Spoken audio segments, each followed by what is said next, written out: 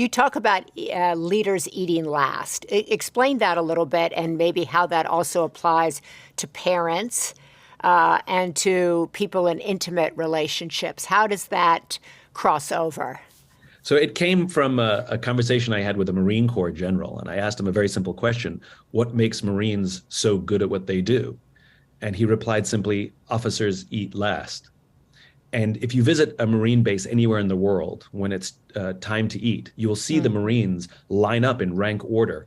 The most junior Marine eats first, and the most senior Marine eats last. And even though the senior Marine has the right to eat first because they wear the rank, just like a senior person in a company gets all kinds of perks and advantages because they're senior in the company, they forego their rank perks to allow their most junior to eat first. It is a strange way in which it plays out, just in how they view leadership. No one gives an order, no one tells them to do it. It's just how it happens.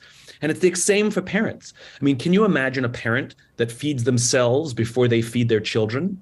I mean, it would be a horror story. We would think it was, what a terrible parent. Parents always feed their children before they feed themselves. That is the order. The caregiver, the leader, the one who's responsible for the life of another, always feeds the one in their care first. And this is true in good leadership in an organization as well. It is kind of like a loving parenting relationship where we take care of those in our charge, sometimes at personal expense.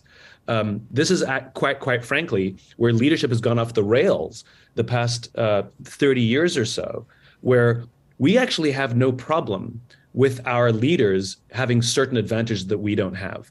Like, there's not a single person that is morally outraged by somebody more senior than them in the organization having a higher salary, for example, or a better parking spot, right? We may think they're an idiot, but we don't have moral outrage that they get more than us when they are more senior. We're totally fine with it. The moral outrage comes when there is risk to the organization. This goes back to our anthropology, back to when we were cavemen, where there's an expectation that when danger threatens the tribe, that the leader, the person who's actually better fed, actually stronger, will rush towards the danger to protect us.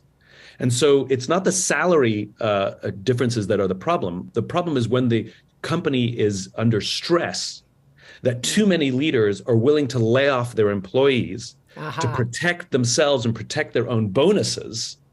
That's the moral outrage. The moral outrage comes from the fact that they're violating this deep-seated social contract that leaders, like parents, are supposed to protect those in their charge.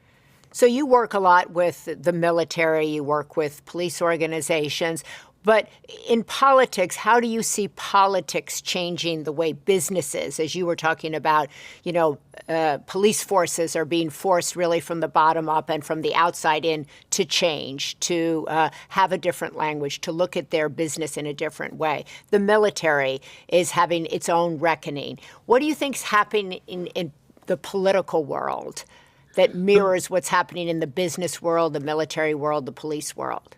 So the business world tends to lead everyone else, and the philosophies and trends of business tend to affect and infect, quite frankly, all the other institutions in our country. And so for the past 30, 40 years, business has become much more short-term, much more obsessed with short-term results, double down on individualism. We over-promoted individual performers, sometimes at the expense of team performance. And we started to see that leak into our politics. Politics now it's not just about winning and losing the election, it's about winning and losing all the time. That we haven't switched into the idea of what's good for all and cooperation. There used to be a time where politicians came to a deal 80% behind closed doors and the last 20% was for the cameras. And now it's 100% for the cameras. And it's not enough for both parties to go back to their constituents and say, we got what we wanted. Both parties saying we got what we wanted. Now it's we got what we wanted and they didn't. And this zero-sum game where there is no winner and loser in reality, and there is no end to the game, quite frankly, is destructive. And it comes from business. And we see it in hospitals, and we see it in Got it. education. We see it in all kinds of institutions. Hospitals, are run by accountants very often and not by doctors, where they care more about the bottom line than they do about the patient. And this is a problem. And it all comes from business for the past 30 years.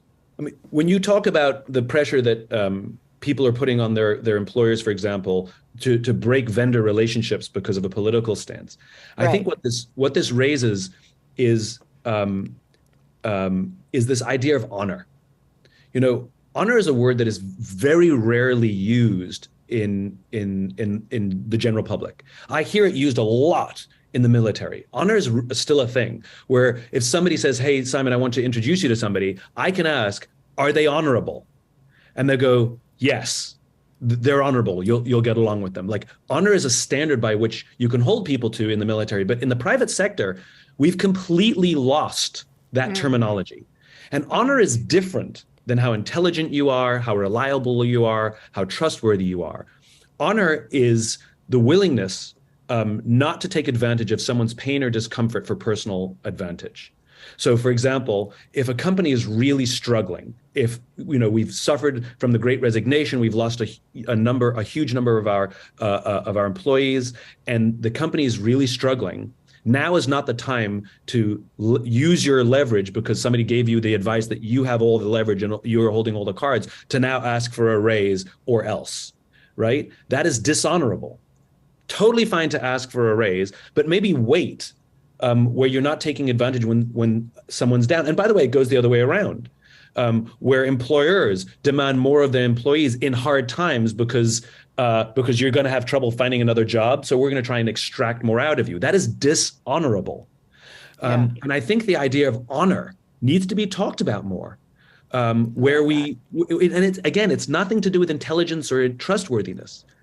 It's that you consider the whole, not just yourself, when making decisions. And I would love to see more honor in our companies, in our police forces, in our families, where it's as much about the group as it about me.